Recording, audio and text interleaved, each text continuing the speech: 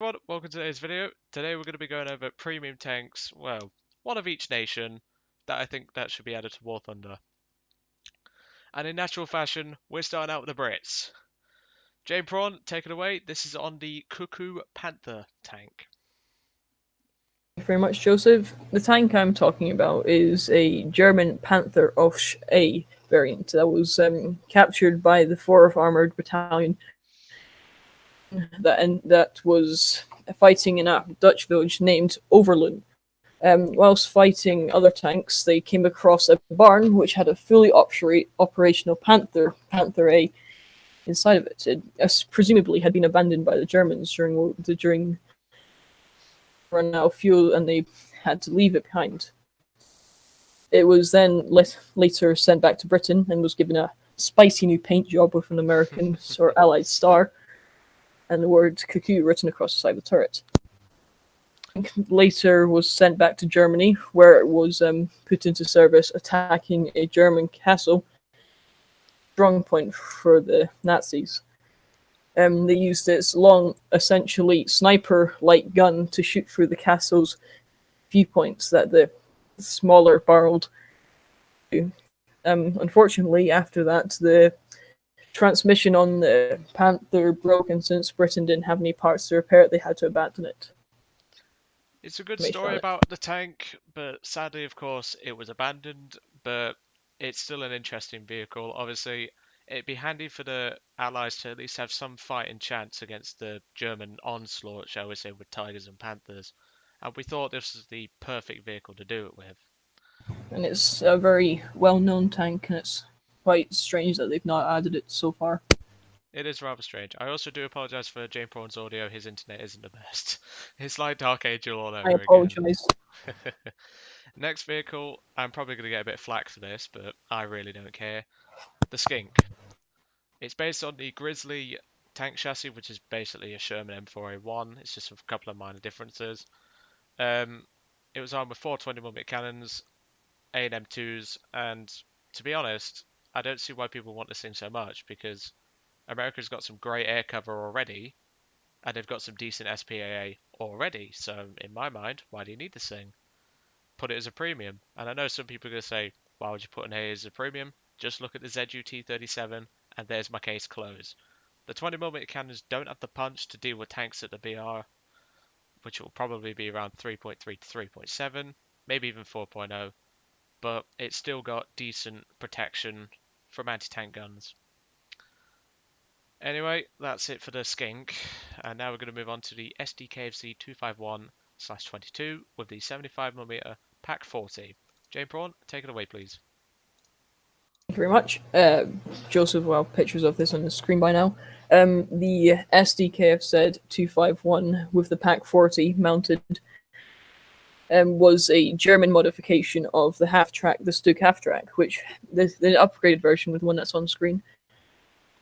8,000 kilograms and a top speed on road surface of 30 miles per hour. 22 rounds for the 75mm Pack 40 high velocity cannon. With a crew of 4 and 160 liters of fuel, it could essentially get anywhere very quickly, and it was a huge threat to the Russians, which it mostly. Its large 75mm gun was more than capable of punching through the frontal armor of either T-34s, Russian KV-1s, or KV-2s. It was an extremely effective tank during the later stages of the war. It indeed was, and obviously there was also the -3, or there was also a variant with the shorter 75mm, but that could be a main tree tank destroyer in my opinion. This would be more suited as a premium. And yeah, I think you refer to it as a tank, but it's actually a half track, but no problem. I didn't mean to say that. I apologize. It's alright, no problem. Next vehicle is the Russian Churchill. Now, the Churchill did get plenty of Lend-Lease tanks. They got Matildas, Valentines, Churchills, and also Tetrarchs, I believe. The Churchill they loved because of its ground clearance. They loved the punchy gun. They loved the armor. However, obviously the early Churchills did have transmission and engine problems, so that was the main problem there. But once those were ironed out, these were some fantastic tanks for the Russians. Germans did use to capture a couple of these as well, so that's why we have the German Churchill in game. And I thought, why not fight fire with fire and give the Russians an actual tank that they used instead of just a one-off in the German tree. And now we're going to move on to the most strangest tank I've ever seen in my life, which I'd never even heard of till JamedPrawn showed it me. The STT. Take it away. STT Type 74 Japanese tank was designed to be a tank destroyer with a large gun. But unfortunately, not a lot is known about this tank, so I'm not entirely sure to say.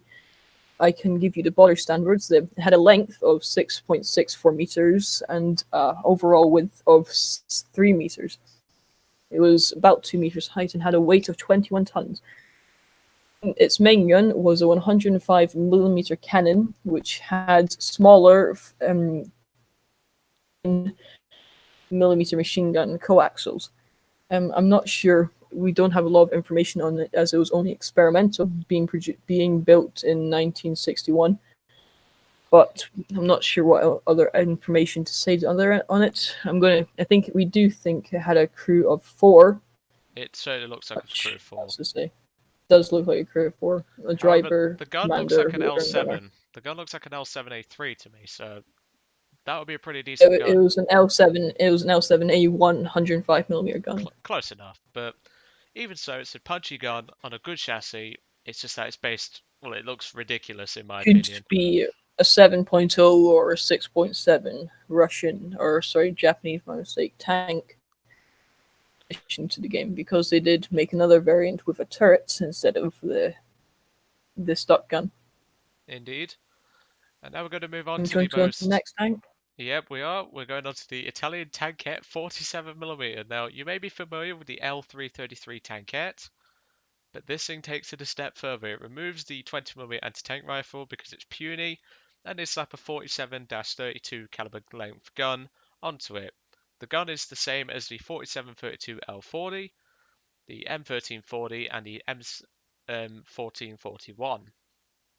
All of these tanks have pretty decent guns, and obviously this is no exception. This is on a very small chassis though. It does come with a gun shield to protect the gunner, but other than that, you're not going to be surviving much in the way of bullets.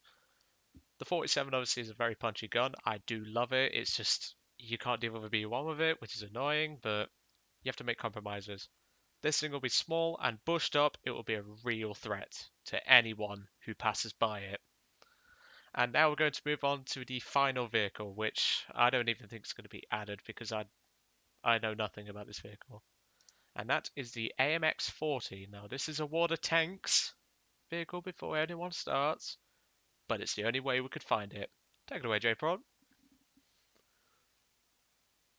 In the realms of 47mm tanks, this tank was only ever talked about in blueprints. It was never actually had any prototypes or produced.